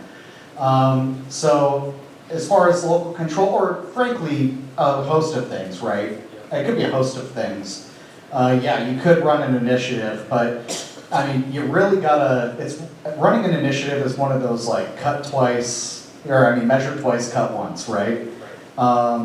We knew that the majority of Washington State absolutely wanted Ryan to be able to reasonably pursue bad guys again, or suspects, right? We knew parents in this state because of the incredible disenrollment from schools, we knew parents wanted a Parents' Bill of Rights in schools. Because the state has voted a dozen times in the past saying we don't want a state income tax, we knew we could run initiatives that ban state income taxes, and then another one that's going to be on the ballot to get rid of the capital gains tax, which is another income tax. And so we knew that there was 800,000 or so customers on Puget Sound Energy that were hooked up to natural gas that would then be faced with payments, having to pay $70,000 or more to decarbonize their home and electrify it and hook it up to a grid with no reliable electricity. And then electricity users who had never had anything to do with natural gas had their utilities combined, and they would have to pay for decarbonization and all the other stuff. And so we knew there was a lot of people, and that's, especially if you're to pass an initiative, it costs a lot of money, right? Because you've got to gather signatures and have a statewide effort. And then if it gets on the, if it doesn't pass like we did the 3 in the legislature, then it has to go on the ballot, then there's a campaign for it, right? And so it's one of those like, yeah, you wish you could run one on everything, but truly, you know, those are like, you know, break glass in case of emergency. That's when you do an initiative. And of course, we have so many initiatives on the ballot, it just shows how many emergencies we have in our state. But you know, I don't want to get too deep into it, but truly, the true long-term safe answer is elections. People have to get involved, and people have to vote. And that's how you truly change things down the line. It's not the answer anyone wants to hear, but it's not the quick Band-Aid fix, but that's what has to happen.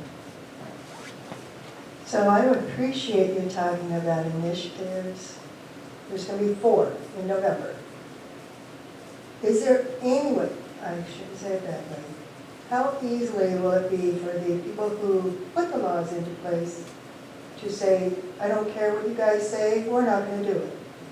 Well, that's easily, that's the true answer. When you've had a single party rule for 40 years, that's longer than the Israelites were in the wilderness, right, Pastor? Right? And so you get a little bit punch drunk on power, right? The state agencies start to do whatever they want, whistleblowers get pushed to the wayside, money gets just spent willy-nilly, you don't get results in your schools, et cetera, right?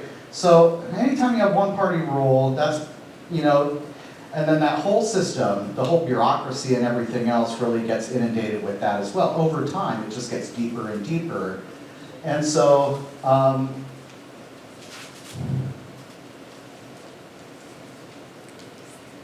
So I was told if the initiatives were signed, oh yeah. then if So- it goes on the ballot and we vote for it, then they cannot not do it. So What's the the truth? rule is, there's 2 types of initiatives. There's an initiative to the people and an initiative to the legislature. What you're talking about, which police pursuit was wrapped up in, was an initiative to the legislature. If we had taken no action on it, it would have went on the ballot in November. It would have passed overwhelmingly. I assure you, our polls, like 75% or higher, right? People think that you should be able to pursue.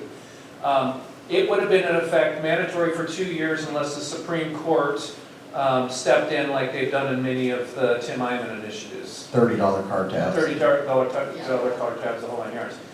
If we ran a petition, anyway, so if it's a petition to the people, it is automatically in effect for 2 years, like I said, unless it's found unconstitutional.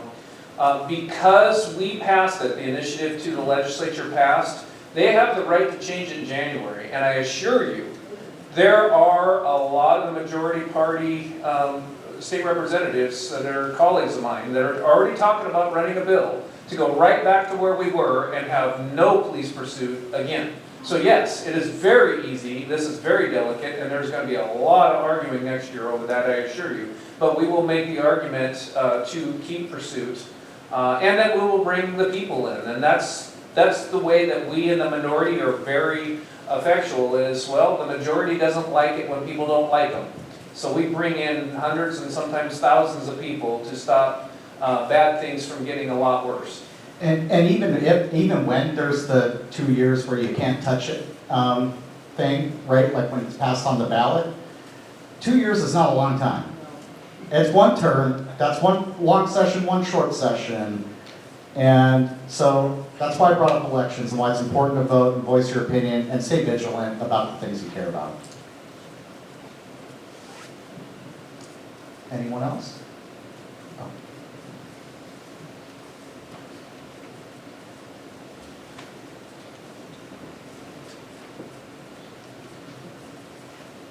Thank you, Kevin Jerzinski from just up the hill. Thank you for all taking the time out of this evening to be here with us. Mr. Griffey, could you elaborate on your statement earlier when you said you don't think we'll ever get back to one-day voting, paper ballots, proof of citizenship, or proof being an eligible voter when you vote?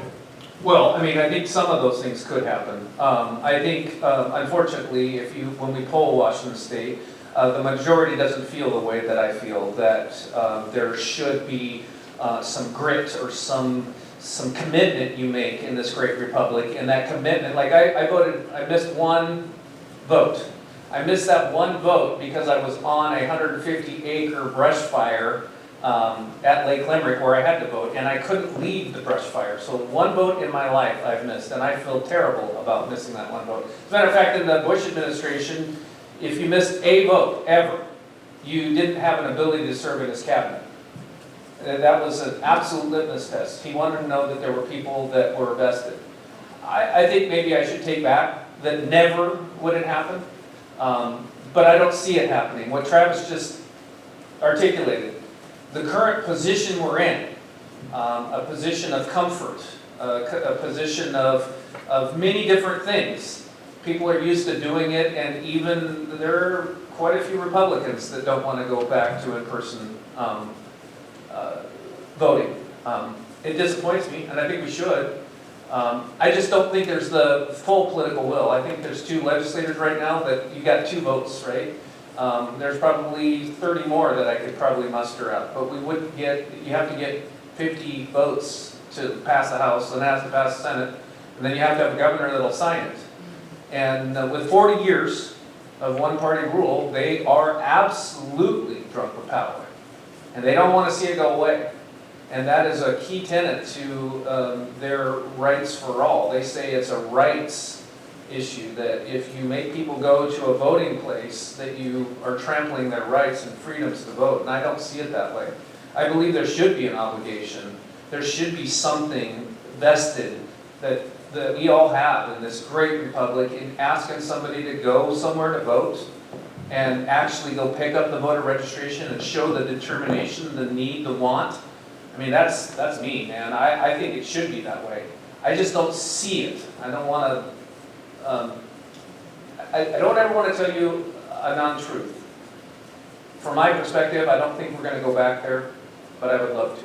So that could be addressed in the initiative process. It sure in heck. So you don't think there's going to be enough signatures to go back? Well, you might get enough signatures, but that doesn't necessarily mean the state of Washington would vote for it, right? And if there's polls done or a sentiment where people don't think that the initiative could pass, then they won't fund it, right? And then if they don't fund it, you won't gather enough signatures. I do believe there is momentum on Real ID, finally. Sure, yeah. So right now, we probably are going to get to a place, forced by the feds, to only have a Real ID. And so Washington State has kind of this pseudo thing, and Washington State has been 10 years behind ID and all that kind of stuff to travel interstate. I think that was a mistake, and I don't think we needed to go that far. But the state of Washington, or the majority party in the state of Washington, has for quite a while allowed for 2 different forms of driver's license in Washington State, specifically so they could hide the number of people that are not in Washington State legally. I believe that will get fixed. So again, some of what you asked me about are going to get fixed. Not all of them, I believe. Thank you. Anyone else? I just have a comment. Would you, so you told us, I want everyone to leave with kind of an uplifting, a feeling that they can actually do something more than just vote for a candidate. Can you explain to them how they can, during sessions, how they can make an effect on, like they can voice their support or opposition to a bill in a committee hearing? Yeah, absolutely.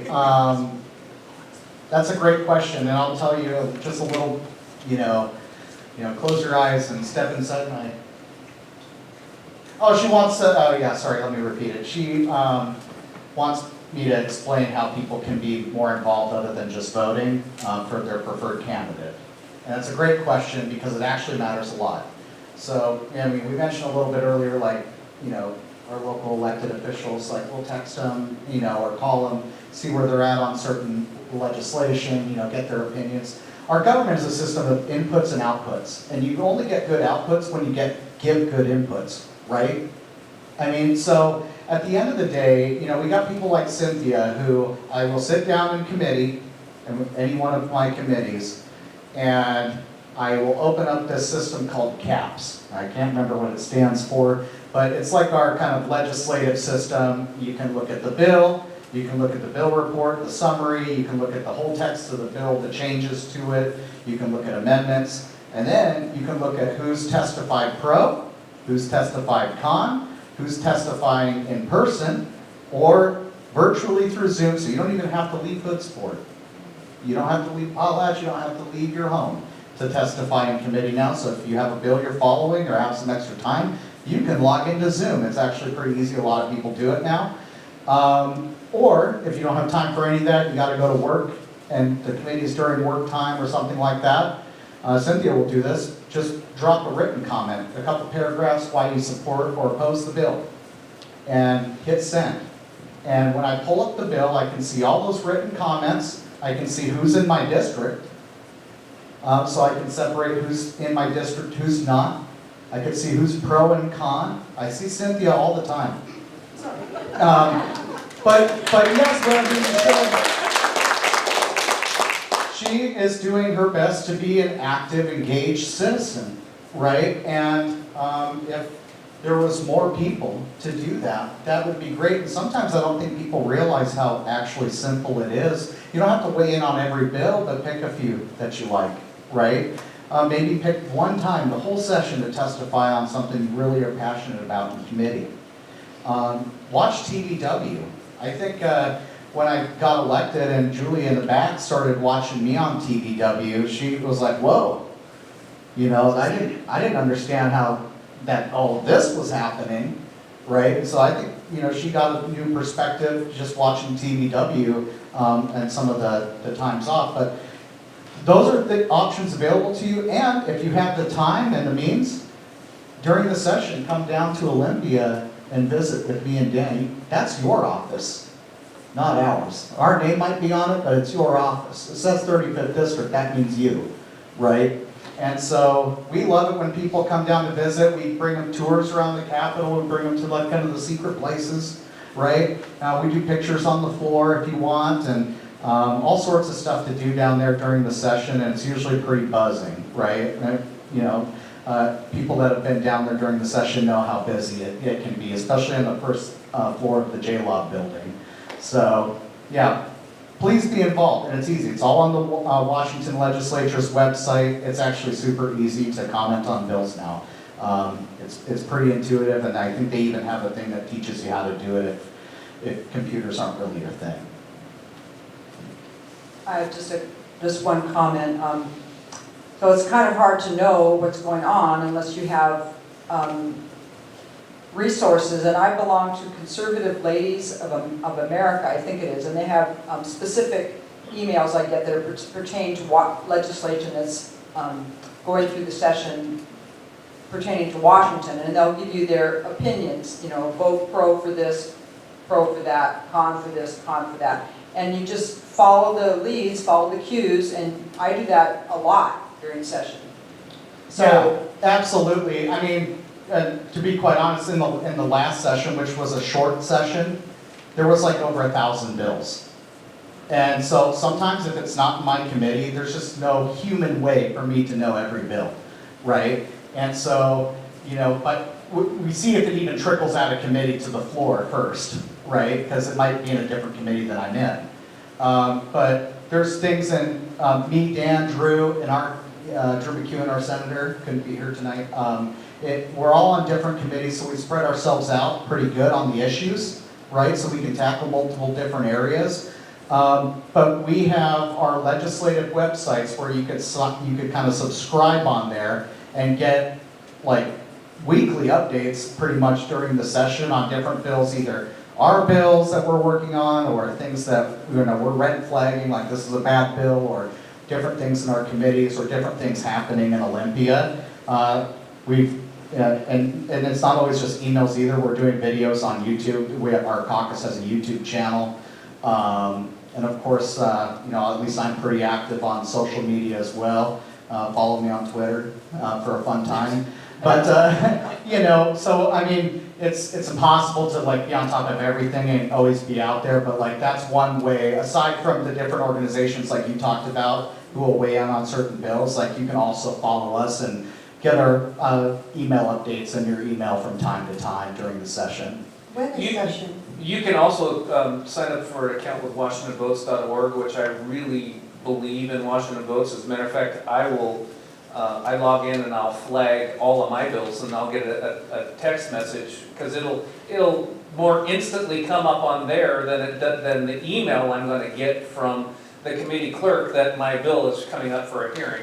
WashingtonVotes.org, you can have text messages sent to you or email sent to you anytime a bill comes up with your area of interest. If guns is your area of interest, housing is you can check boxes on what you want to be notified on. I encourage everybody to have an account with WashingtonVotes.org. They are a really good resource for you to help keep track of everything we're doing. Also, that TVW Travis is talking about, it's really good, but because you can see us. There's no time where we're not on camera except for our office or in our caucus room. Or the bathroom. Yeah, the bathroom. Those are the only places on that campus where you can't almost literally follow us from our office all the way to the House floor and listen to the House floor debate. It is a good tool for people to really understand what's going on in Olympia. I'd also recommend develop a relationship with their legislative assistants, because their legislative assistants can contact them, they will pull them off the floor for you, they do a lot of stuff. So develop a relationship with their LAs, because honestly, they're like the gatekeepers. And they've got a lot of power. These guys have a lot of power. Also, contact your other electeds too. If you have bills that you're very concerned about, get a hold of me. And I will help fight for that bill, or fight against the bill, whichever, there's a lot of bad bills that come before these guys. But we fight all the time. It's not just these guys fighting it, it's all of us fighting it, so that we can make sure that Mason County's good, that we don't have a lot of unfunded mandates, right, Sharon? You keep mentioning when you're in session. January. Just January? No. Well. So we work on a biannual system. We have a long session, which is to write the budget, and then we have a short session. So the long session is always every odd year. So 25 will be the long session, which is to do the large budget. The next year is a short session, which is supposed to be policy and budget tune-up, which is kind of turned into a big hyper budget year, and then another hyper budget year, unfortunately. The short session is 90 days. What? It's 90 days. It's 120. It's 105 days for the long session. So. But they both start in January. Unless they have special sessions. Special sessions are not very special, I will assure you. I had just a comment about, I got phone calls during session or toward the end of the session, I think, from both of you, Griffey and Couture, and I think also McEwen. It was I picked up the phone and it was a little announcement that said this is a phone call conference, and I thought I didn't ask any questions, but I found it really interesting. And I thought, how do you know who to call? Is that because I'm a registered, I vote Republican because my name was on my party was on the ballot, and how do you know that? We call Democrats, Okay. Independents, Republicans, everyone in our, we buy a list from a company called L2 that supplies the phone numbers, and this was the first time we actually got to use cell phones as well. And so we had almost 4,000 people call in to the telephone town hall, and a lot of which answered questions, which was great for us because we got to poll people on big issues to see where our district landed, and a 4,000 person poll is a pretty good little sample. Yeah, we wanted to try a different way to reach out, because we know that we're there and you're here, right? So we wanted to try to do a direct, if you liked it, we're gonna try to do it again. We think it was a good opportunity to get in front of the real issues. Yes, I liked it, but I didn't call. You guys called me, and I picked up the phone. Just a small detail. We're tricky that way, yes. I think beforehand, we had sent out a call, like I don't know, a couple days or a week before, and if people didn't answer, it landed on a voice machine saying, hey, we're gonna have a telephone town hall, and then we put it out on our email lists and all sorts of stuff just to let people know. But yeah, some people missed the memo and got a phone call randomly that ended up being a town hall. And I just want to say I want to respect the pastor's time, we only got 5 minutes left. So get your final jab in there, your final question. Do y'all do a survey on what people in the community probably either specialize in or can do? So that way when you're going to the floor, like if you need to fight something, you have someone who specializes in that area, or something like that. I'm just curious, because I know a lot of like secret little people here. I'm like, what? Yeah, so. Well, I'll give you my phone number, so we'd love to talk. I'd love to know what's broken on the ground, and I love the people that actually have to face Washington state policies to tell me what's broken. I know a lot of things that are broken, but I don't interface with the state on a personal level as much as a lot of people do. So as much information as I possibly can get from those that are suffering the injury from the state, I want. And so I encourage that. I do polls. I generally do polls on what are the biggest issues, and for 3 years running, it's been crime, public safety, affordability, inflation, just those things that are really crippling people's ability to thrive. But I don't do a poll and asking them what their specialties are. I have never done that. I do have a cadre of people that you can reach out to. Sheriff Spurling and all my sheriffs I reach out to. I have 3 that serve in the legislative district that I'm in. I know Travis does the same thing. And I can reach out to your local county commissioners anytime I want. I call all 3 of them on different different topics. When we surveyed during our telephone town hall, the top issues were, the number 1 issue was taxes, particularly property taxes. The number 2 issue was public safety and crime. Number 3 was drugs and homelessness, and number 4 was schools. And drugs and homelessness and schools were way below the first 2, as far as if you looked at it like a pie chart. The property tax chunk was a huge chunk. And we have a community with a lot of retirees. And a lot of them on fixed incomes. And a lot of people moved here because it was a lower cost of living, and they were on fixed incomes. And so people are hurting really hard. They're hurting hard at the pump, at the grocery store. I know that, a handful of years ago, with a family of 4 kids, that we spent $300 at the grocery store, my cart would be overflowing, right? And then now, you seem to spend that same money, and my cart's like half full. 2 loaves of bread. Right, yeah, something like that, or 1 egg.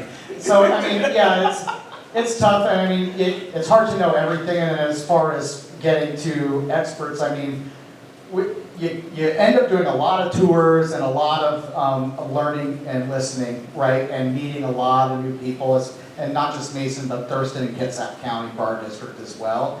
And you should see the Rolodex in my phone is like a mile long, right? And then there's always an interest group in Olympia that are like farmers or realtors or police or for juveniles or, I mean, and so they're always gonna have people that will forcefully come tell you what they think needs to be done. Yeah, I don't care about them. They don't live here. I'm sorry. Sure, I mean, It's more like the lived experience of the people here, like, and I just think that, I know my neighbors saved my life. They had special skills that I wouldn't have gotten in the city. And so I believe that the people where they are, they have the answers. They have the answers to the problems that they face. And so I just wanted to know, like, when you're going in to argue on the floor, pass a bill, do an initiative, like, are you like, okay, I'm gonna call Tammy from the corner store because she's so irritating and she like harps on this, let's get Tammy in here, like, I wanna know if that's Yes, I do that all the time, all the time. It's Kara's corner store. They give us the best arguments on the floor, it's amazing, like, you really wanna know, how it's gonna affect somebody, you call the person that this bill's gonna affect, and boy, they'll tell you. Yeah, absolutely. And then we'll just take that anger and that frustration and we will deploy it for you. I assure you, the 35th is heard on the House floor. Politics is a lot about telling stories. You want to tell your constituents stories, and you can't do that if you don't talk to your constituents. So we spend a lot of time telling our constituents stories on the floor and how different policies affect them positively or negatively. One thing I want to make sure I know where, at the end, I have 3 different meetings throughout the county every month, and I get to hear from citizens, anywhere from 30 to 50 people in each one of those meetings. I've been to all of the communities, from Lilywop to Harstein Island to all over the place, different community groups, and people are getting involved at a higher number than I've seen in my entire career, and I'm excited about that. This is an example of that. For 2 hours, you're sitting here and talking about the issues that are concerning to you instead of sitting at home watching the Olympics or something else. And that's showing that the priorities are what is affecting us here, and Sleeping America is waking up. And sometimes that's what we need, is the people that are just working hard every day, minding their own business, to get involved, because their voice hasn't been heard. And I'm excited to see Mason County really starting to rise and get involved at a greater level.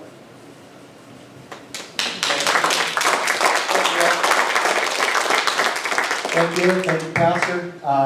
And talk to us on the way out, but have a safe drive home if you don't want to talk to us anymore. Thank you, guys.